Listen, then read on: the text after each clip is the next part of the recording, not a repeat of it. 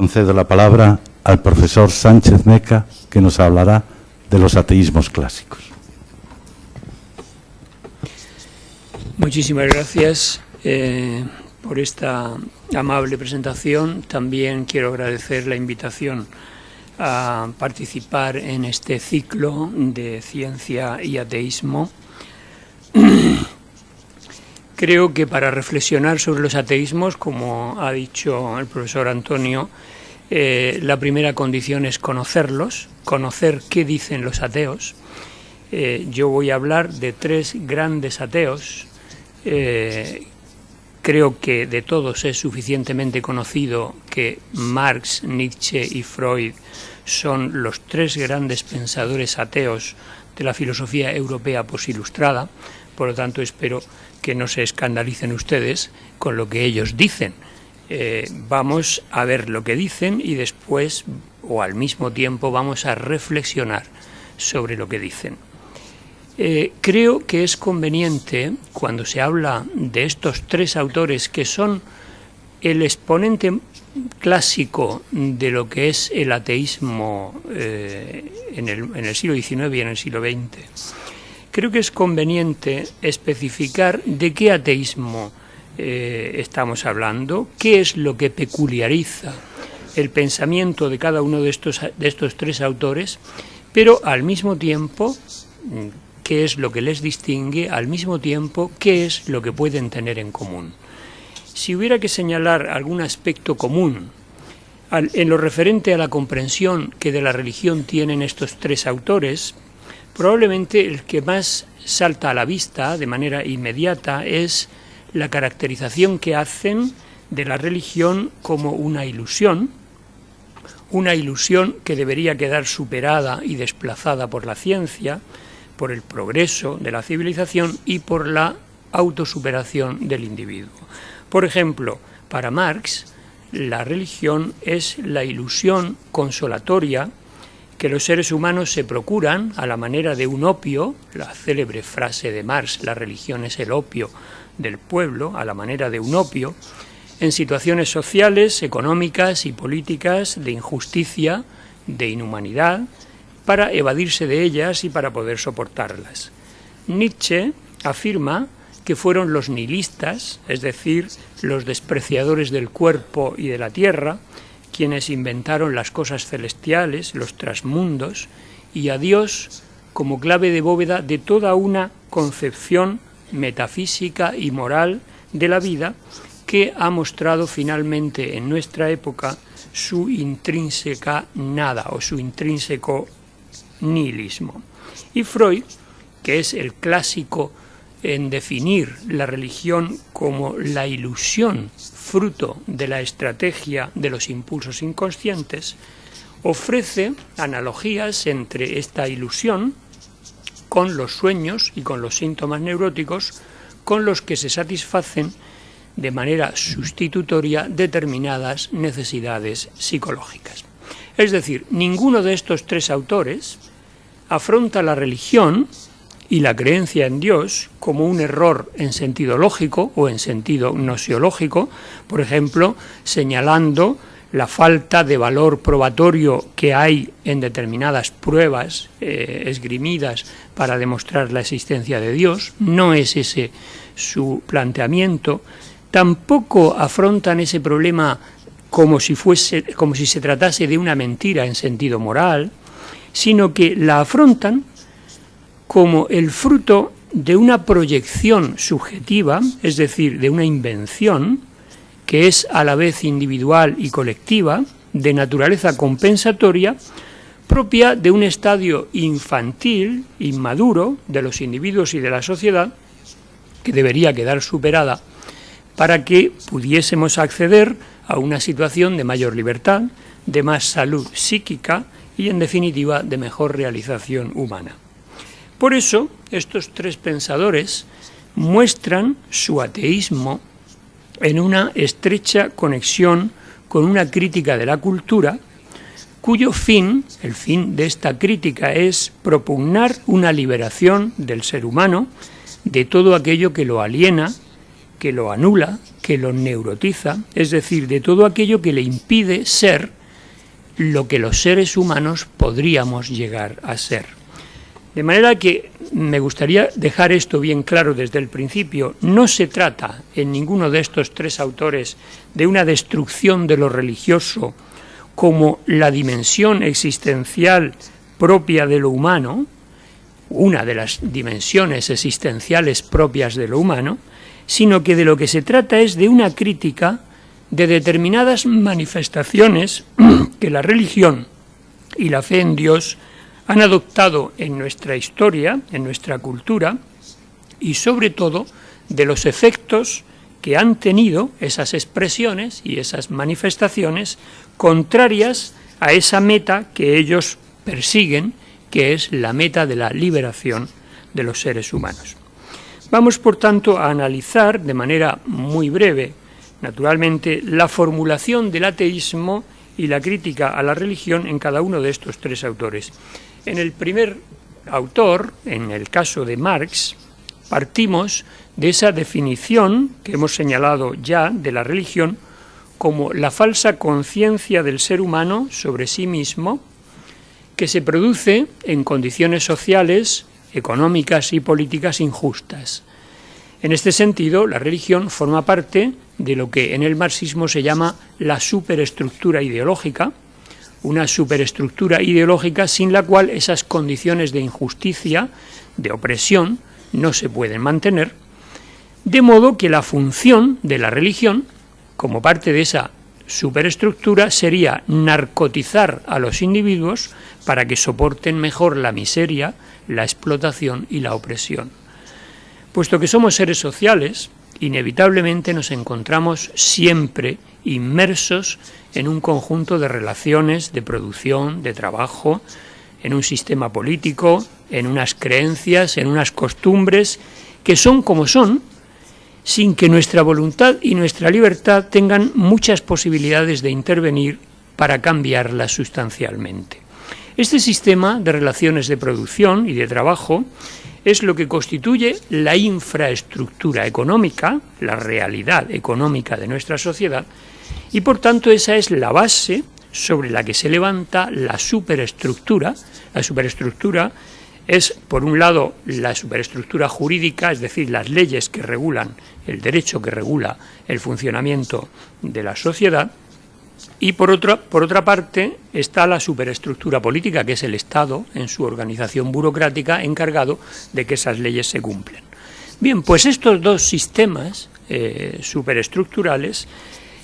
les corresponden determinadas formas de conciencia social por parte de los individuos, como son la moral,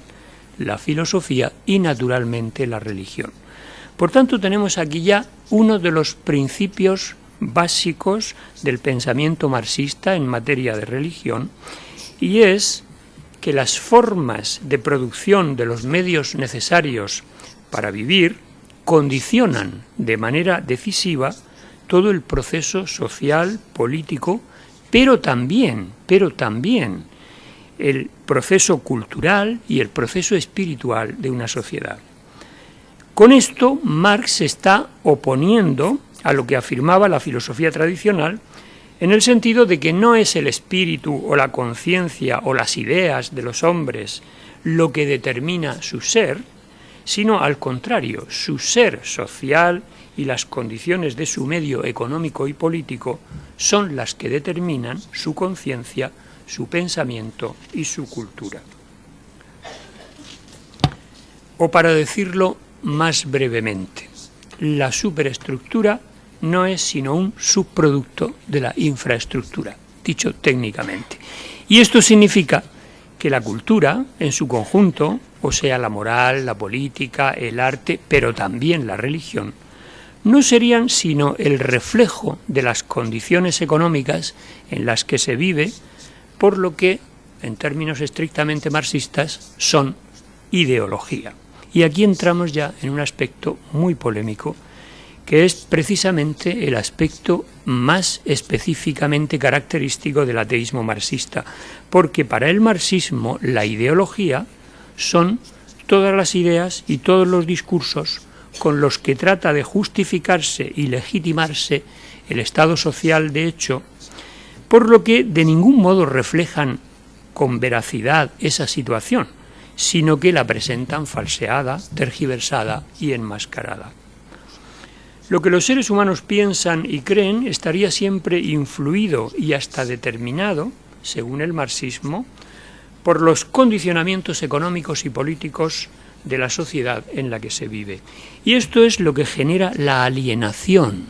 de esos individuos, alienación que Marx interpreta en los mismos términos que lo había hecho antes Feuerbach. Para Feuerbach la alienación es un mecanismo de proyección objetivadora que los seres humanos hacen indeliberadamente de producto de su propia actividad, tomándolos luego como realidades en sí y sometiéndose a ellos. Por ejemplo, alienación sería ese tipo de proyección que tiene lugar de manera particularmente ejemplar en la religión y que consiste en que, en vez de ser Dios quien crea al hombre, es el hombre quien crea a Dios. Por lo tanto, la religión es alienación que conduce a la evasión de la realidad, hacia un mundo trascendente lleno de creaciones ilusorias que sirven, sin embargo, de consuelo y de esperanza ante este mundo injusto y sin esperanza. Las religiones, dice Marx, surgen de esas situaciones de injusticia para consolar a los individuos del sufrimiento que les producen un mundo malvado, desalmado, inhumano, ya que sin este opio de la religión esas situaciones no podrían permanecer. De ahí que la religión induzca a apartar la mirada de este mundo para volverse hacia un más allá, prometiendo una felicidad en la otra vida, enseña a aceptar la desdicha en la tierra, disuade de la protesta y de la rebelión, y por tanto adormece la lucha revolucionaria y entorpece así la liberación de los seres humanos. Por eso dice Marx que la religión, como el resto de la ideología, se encuentra siempre e invariablemente al servicio y en beneficio de la clase dominante. Y esta es la razón por la que él rechaza la religión y niega la trascendencia.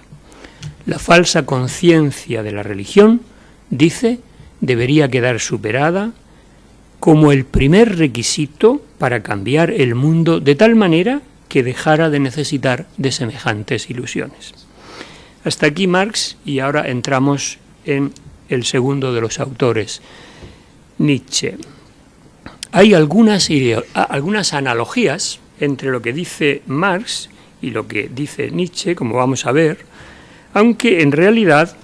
lo que Nietzsche hace, a diferencia de lo que hace Marx, lo que hace Nietzsche es un análisis de la religión en la historia de Occidente y también de los efectos y de las consecuencias que ha supuesto para el desarrollo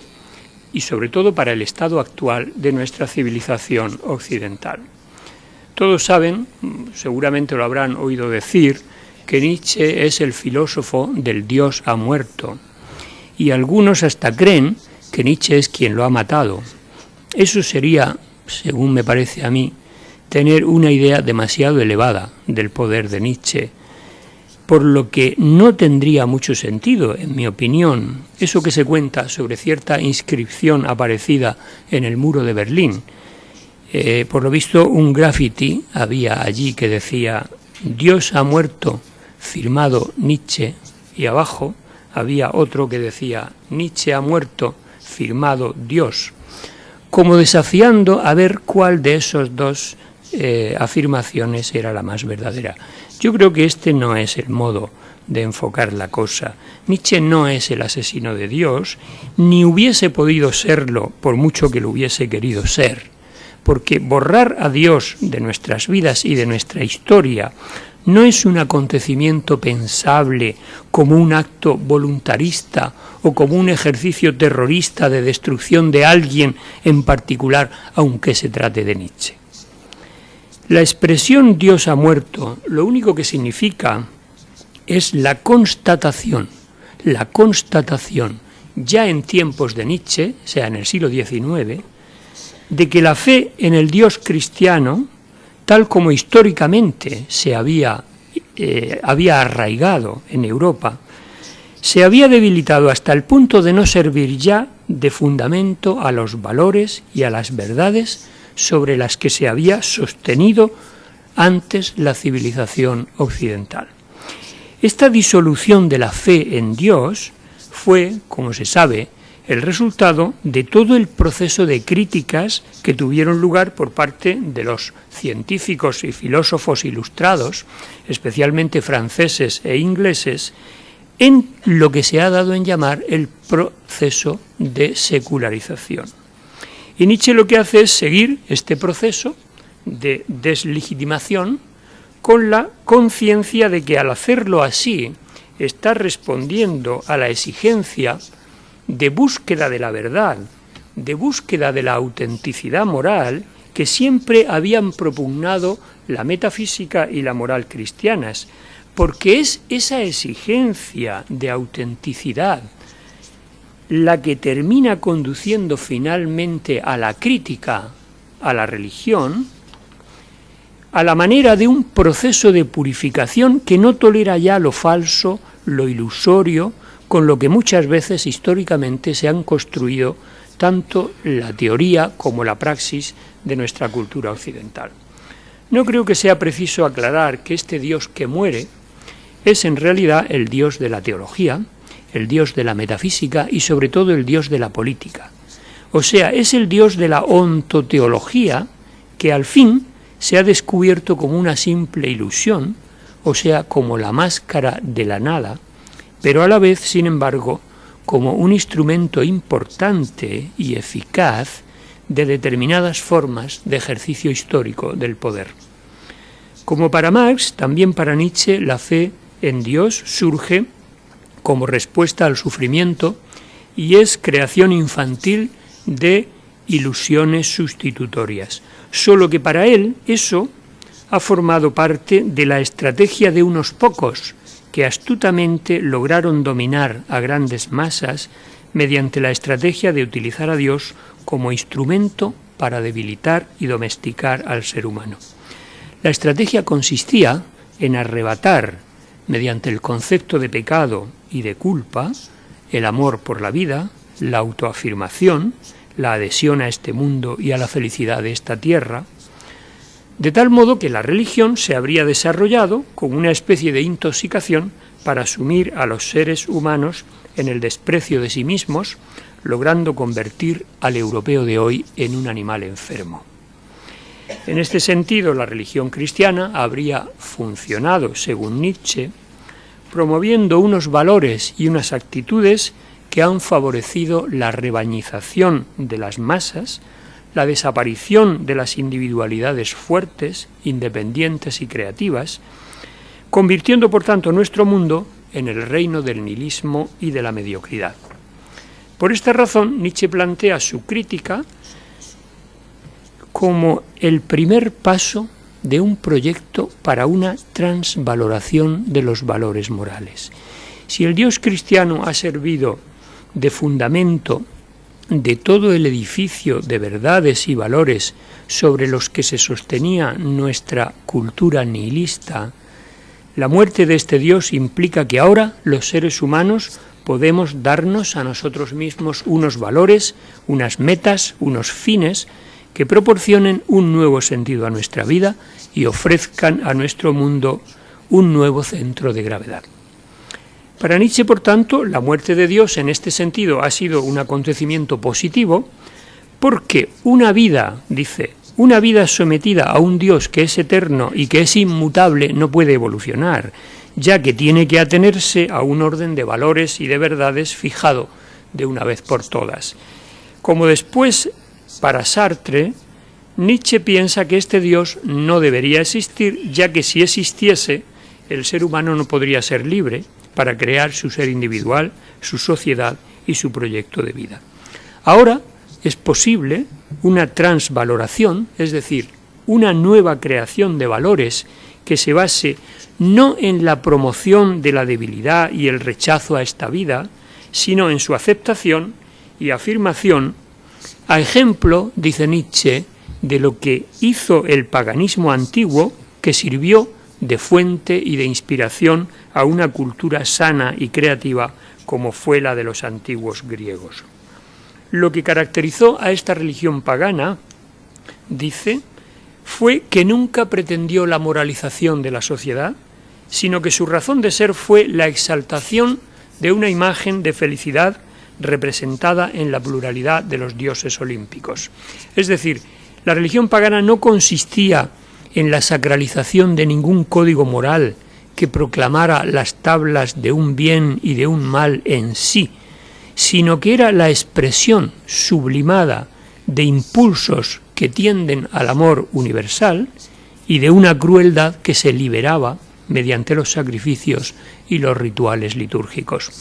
Por tanto, frente a la religión cristiana, vista por Nietzsche como consuelo, opio, deseo de muerte, martirio, crucifixión, obsesión con el dolor, frente a todo eso,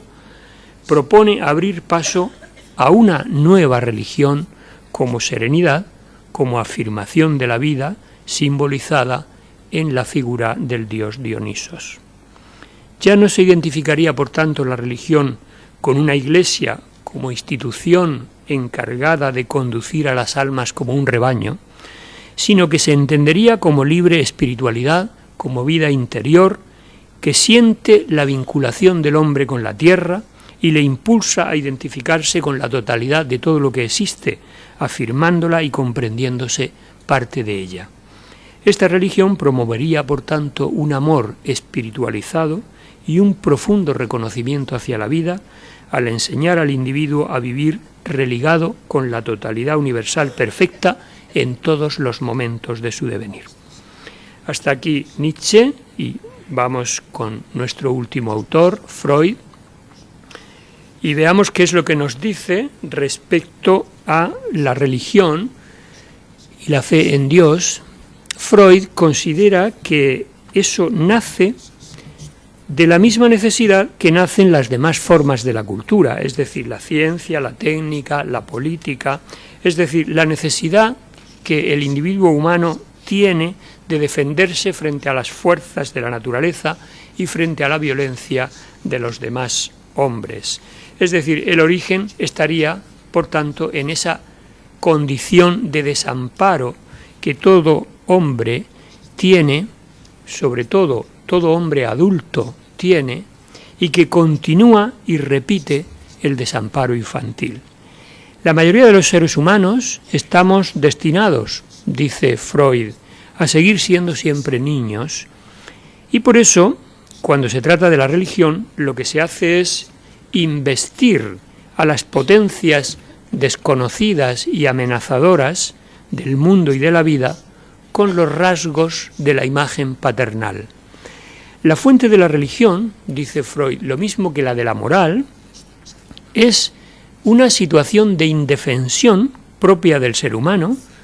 y el miedo que nace de esa indefensión, ya se trate de un miedo real o de un miedo neurótico, frente al cual se recurre siempre a la figura del padre como protector y como defensor. Ahora bien, lo específico de la religión es que tanto sus creencias como su ceremonial remiten a la realización de este deseo del Padre según el modelo del sueño y de la proyección onírica, es decir, produciendo mitos, produciendo ficciones, relatos que entran todos en el concepto de ilusión. La ilusión, por tanto, sería esa estrategia del deseo para realizarse al margen del principio de realidad. Y esto es lo que permite a Freud ver una simple diferencia de grado entre los mitos religiosos o las creencias religiosas y el delirio. Porque el conflicto con la realidad está disimulado en la ilusión religiosa, mientras que se hace patente en el delirio del enfermo. Por ello, algunas creencias religiosas le resultan a Freud en este sentido claramente delirantes. En cualquier caso, la religión es para él la realización de un deseo disimulado, según el modelo proyectivo propio del sueño, que surge de una situación de sufrimiento y malestar profundos como deseo de consuelo. En esto es equivalente a lo que dicen Marx y Nietzsche. Puesto que el ser humano es un ser básicamente infeliz, al no poder conciliar nunca la satisfacción de sus deseos más profundos con la tarea histórica de la cultura y con su realización como hombre, pues necesita de una institución como la religión que le ofrece, junto al rostro severo y cruel de la prohibición y del castigo, también la cara amable del perdón y del consuelo. Por eso es por lo que históricamente se han representado a los dioses en forma humana, de modo que el individuo los pueda ver frente a sí como seres susceptibles de ser aplacados y de ser influidos. Se ha creado, por ejemplo, la figura de la providencia como Dios benévolo, capaz de dejarse sobornar con ofrendas y con promesas para realizar a cambio los deseos del hombre, porque sólo un cosmos regulado por esa providencia favorable, paternal y sabia resulta adecuada a esas necesidades. De modo que la religión promete al ser humano alivio de su pesada carga de sufrimiento, le reconcilia con su destino ineluctable y le compensa de todos sus sacrificios. La historia de las religiones habría evolucionado, por tanto, en función de desplazamientos de esta figura paterna, de modo que primero esta figura paterna es el tótem, luego son los espíritus y los demonios, luego es una pluralidad de dioses y finalmente es un Dios único. De manera que el momento culminante de la historia de las religiones sería el monoteísmo, que es el momento en el que la multiplicidad de lo divino se reduce a una persona única de tal forma que la relación de los seres humanos con esa persona puede adoptar ya la intimidad y la cercanía que es propia de las relaciones infantiles del niño con su padre. Nótese, por tanto, que el consuelo ofrecido por la religión, en compensación por el sufrimiento de la vida, está implicando, según Freud, un retroceso de los individuos a la situación infantil anterior a ese sufrimiento. El mecanismo sobre el que se forma y se consolida la religión sería, por tanto, el siguiente. Del mismo modo que todas las situaciones de impotencia y de dependencia en la que los seres humanos nos encontramos repiten nuestra situación infantil de desprotección y de desamparo, también la consolación de la religión actuaría repitiendo y reactivando el prototipo de todas las figuras consoladoras, que es la figura del Padre, protector y omnipotente, que queda así convertido en Dios. En definitiva, por tanto, en la religión el ser humano seguiría siendo presa de la nostalgia paterna, porque nunca deja de ser débil como un niño. De manera que si todo desamparo es nostalgia del Padre, necesidad del Padre, todo consuelo es reiteración del Padre. Y por eso, frente a la desgracia, la violencia, el terror, las catástrofes, el hombre niño sigue recurriendo a dioses a imagen del Padre. Una vez aclarado lo que para Freud constituye la esencia de la religión, querría decir un par de cosas más. Una sobre lo que piensa acerca de la práctica de la religión y otra sobre cuál fue su origen en los comienzos de nuestra civilización. En relación con las prácticas religiosas, Freud establece un paralelismo entre algunas de estas prácticas y la neurosis obsesivo-compulsiva. Hay un escrito de 1907 que se titula Actos obsesivos y ejercicios religiosos, donde la práctica religiosa, y más concretamente la observación de un ritual, de una ceremonia, de un sacramento, la compara Freud elemento a elemento con el ceremonial del neurótico, y dice que en ambos casos aparece el mismo cuidado por respetar los detalles, la misma atención por no omitir nada, la misma tendencia a complicar el ordenamiento, la misma tortura de conciencia cuando se ha omitido algún fragmento, y por último, el mismo carácter defensivo que tiene el ceremonial, en ambos casos, frente a un vago miedo al castigo procedente de fuera. Naturalmente, yo creo que en este caso, y en relación a este asunto, esta comparación suscita inevitablemente la pregunta: ¿habría que comprender entonces toda religión como una neurosis obsesiva y la religión como una neurosis obsesiva universal? Es decir, ¿habría que comprender la religión como una neurosis obsesiva universal y la neurosis obsesiva como una religión?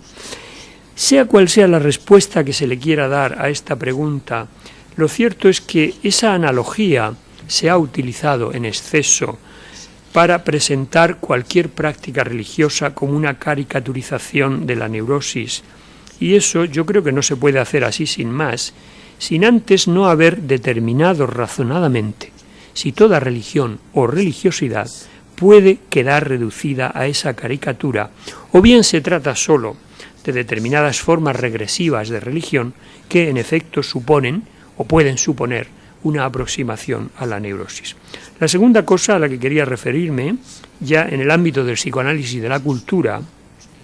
es a esa reconstrucción de los orígenes de la humanidad que Freud lleva a cabo en su obra Tótem y Tabú,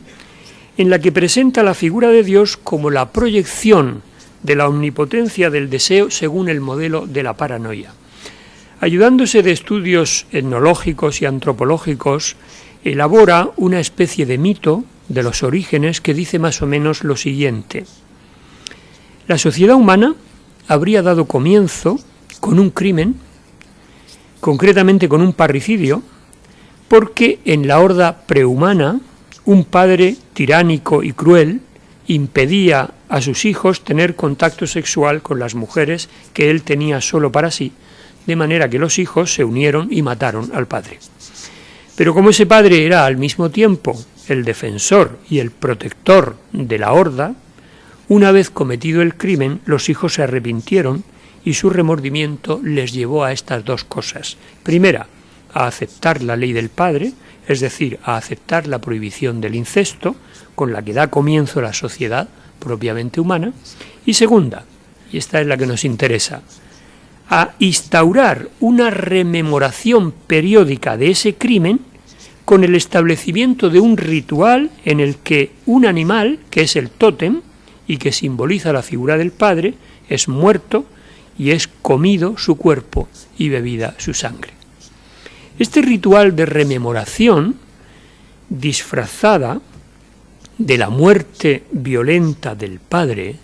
tendría la función de reavivar, de reactualizar la reconciliación con su imagen interiorizada y sublimada, por lo que con el tiempo ese tótem se termina convirtiendo en Dios. La explicación que da Freud de esta institución de Dios es la que ya hemos dicho antes. O sea, si la angustia es nostalgia del Padre, el consuelo es reiteración del Padre. En cuyo caso también aquí surge la misma pregunta que nos hacíamos antes. ¿Sería entonces la religión una pura repetición monótona y casi neurótica de sus propios orígenes neuróticos, arcaicos? Y en este caso también, como antes, tendríamos que contestar que no todas las formas de religiosidad pueden quedar reducidas a esto,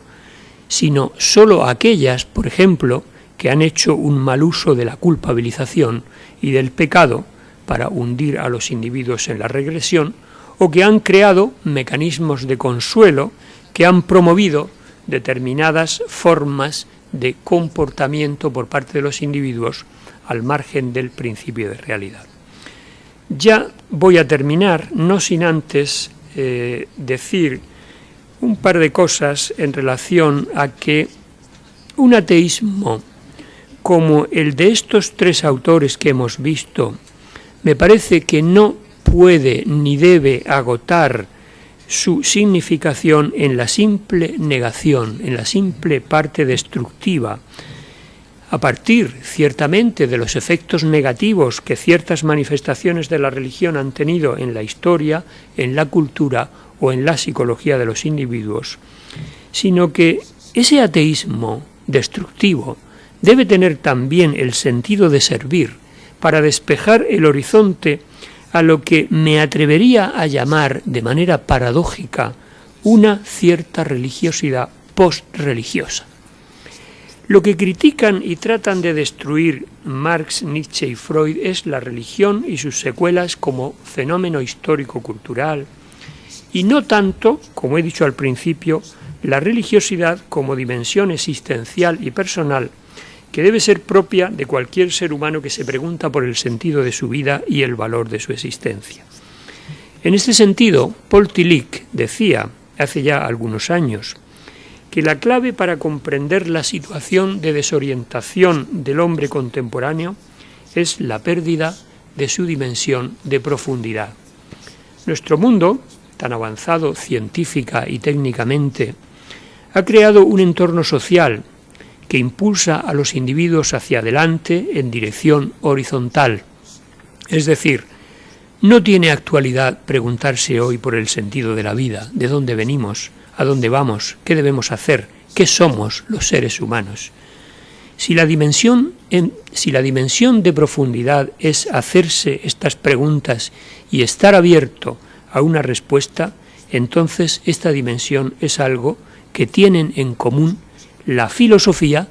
y esa religiosidad posreligiosa que no tiene ya por qué estar vinculada y en dependencia con ningún credo concreto. Yo creo que es posible esa religiosidad y creo que lo mejor que la define sería justamente esa dimensión de profundidad de la que habla Tillich. El ser humano ha demostrado a lo largo de su historia una amplia capacidad para comprender y transformar el mundo, y hoy hasta le anima la idea de que ningún límite se va a imponer ya a esa capacidad. ¿Qué sea lo que impulsa así a los seres humanos hacia adelante, en dirección occidental, en dirección horizontal? Es difícil saberlo. En su caminar por el espacio y en el tiempo, es decir, al ir transformando el mundo, el ser humano ha ido convirtiendo en instrumento todo lo que le salía al paso, y eso ha hecho que también él mismo se haya terminado por convertir en instrumento. Sin embargo, a la pregunta de ¿para qué ha de servir el instrumento? No sabe darle respuesta. Siente el vacío y lo absurdo de su vida en este funcionamiento maquinal de producción de medios para fines que a su vez se convierten en medios y que no apuntan nunca a ningún fin último. De modo que la vida del individuo actual está llena a cada instante con algo que tiene que ser hecho, que tiene que ser visto, dicho, planeado o disfrutado. Vive en un movimiento incesante de cosas, de actividades, y sin embargo no puede saber lo que es profundidad sin quedarse quieto, en silencio y reflexionar sobre él mismo. Solo cuando deja de preocuparse por lo de fuera, puede experimentar la plenitud del instante aquí y ahora, de ese instante en el que espontáneamente se despierta en él la pregunta por el sentido de su vida. Nada más y muchas gracias.